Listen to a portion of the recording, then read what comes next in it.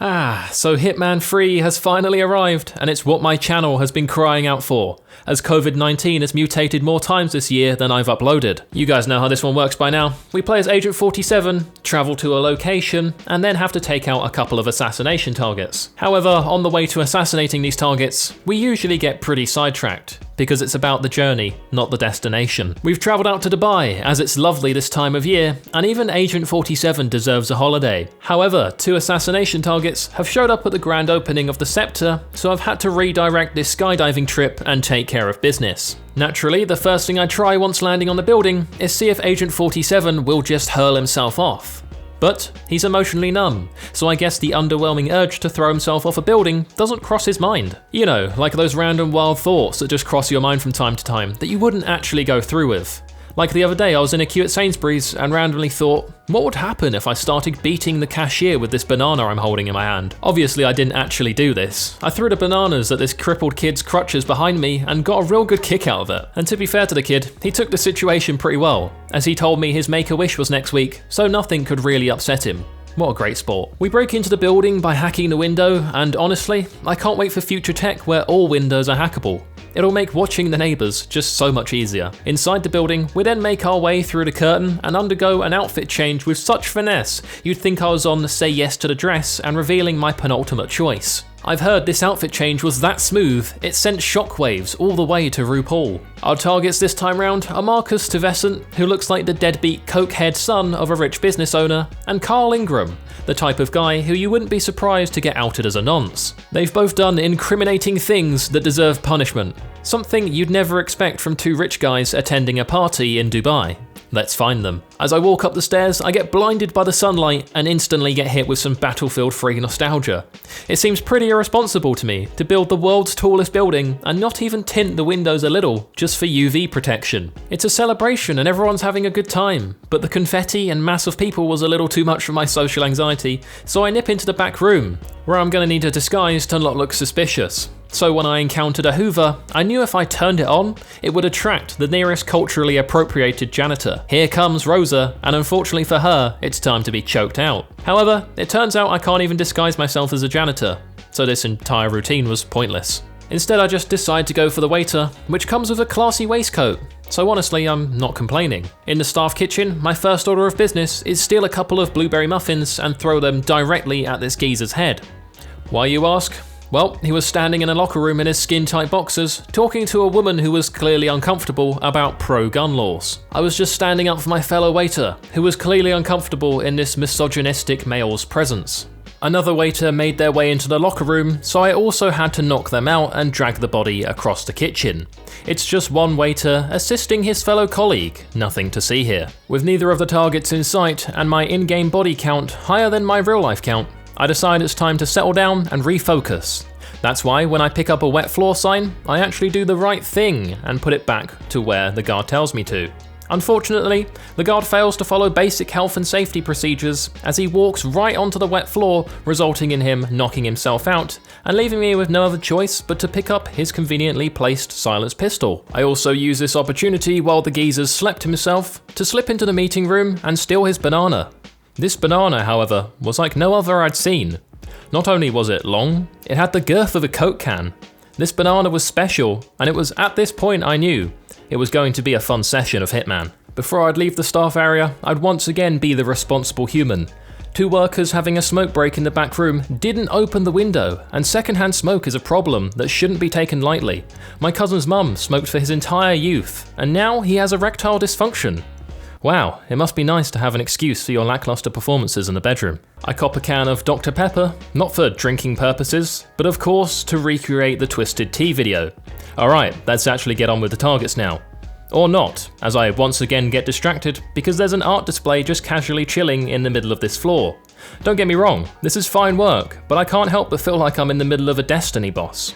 It's also art that was created by a woman, so I'm just in shock that they're celebrating something a man didn't do at a party with lots of rich oil company owners. Alright, I managed to make it out of the art room without any surprise bosses popping out around the corner, and I finally found Marcus. It's now clear that to get close to him, I'm gonna have to change out of this cute little number into a guard uniform.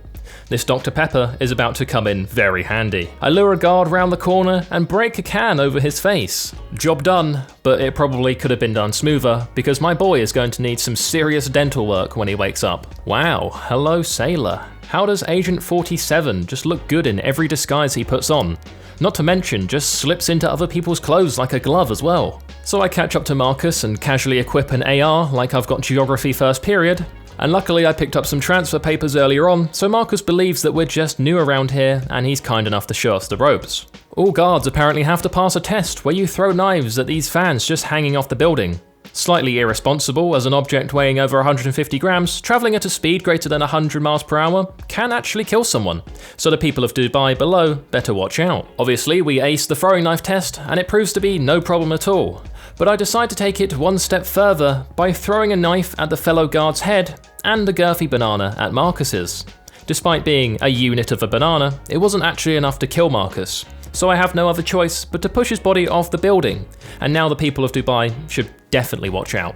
Right, now it was time for Carl Ingram, who would be slightly harder to locate as he was chilling in the penthouse. To gain access to the penthouse, you had to be a pretty special individual, like the people I keep in my basement. I don't just pick up any random stranger off the street, there's actually a pretty complex criteria that each of them has to fit. So honestly, they should feel honoured to be a prisoner in my basement. For legal reasons they're not actually prisoners, I feed them and they do genuinely want to be there. So one of the ways to access the penthouse is by being an elite guard.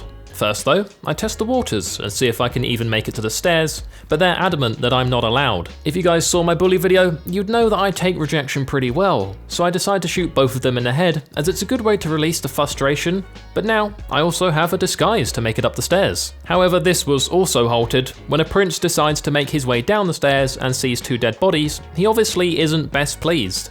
It was at this point I had to make the decision to whip out the AR and start piping everyone who was in my immediate vicinity. I did come to the realization though that this maybe wasn't the best tactic, so I decided to take a step back and restart.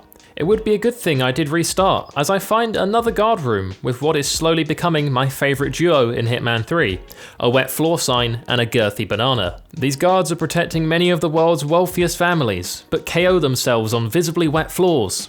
Something seems slightly out of balance here. What do I care though, as I've got another banana, so I know exactly how I'm going to take out Carl. Alright, so I find some scaffolding, which then leads me to a balcony that I can parkour my way up. It's a good thing Agent 47 has healthy knees, as there's no way someone who's had keyhole surgery would be making that jump. I strangle this guard in a non-arousing way while his mate sleeps on the job, and it's great to see that this is a workplace where everyone looks out for each other. I've got another disguise and another banana. Things are really looking great for me. Now all I've got to do is enter the penthouse and not look suspicious in any way. That's why when approaching, I walk with my army form and firmly grasp one of my many bananas. No one suspects a thing, so here we are, finally in the presence of Carl. Let's not fuck it up now. Unfortunately, one of the guards here knows that I'm not supposed to be here, so once I'm done polishing my shoes, because what's the point in fresh leathers if they're not shiny, I need to find a way to take him out. So while looking for places to hide his body, I actually managed to find a cannabis buried in the plant. If that doesn't prove that these people are evil, I don't know what will. I also found a coconut, so I used that to knock out the guard, and now we can really move on to Carl. I spent a long time looking for the perfect opening to take out Carl with my banana. I followed him for long periods of time trying to figure out where and when I could banana Carl.